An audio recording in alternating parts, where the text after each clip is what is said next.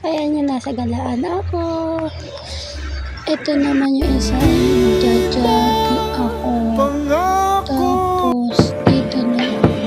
You so fucking precious when you. And dito nagagala din ako natin. Nagagala ako pati yan. Ayan, may tabang ng trabaho.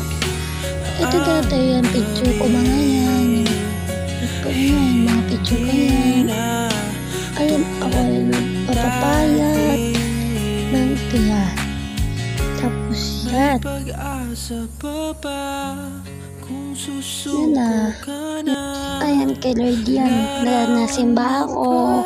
Kasi kailangan ko si Lord sa buhay ko. Ayan, devotion. Devotion din yan. Yan, mag-praise. Tapos practice.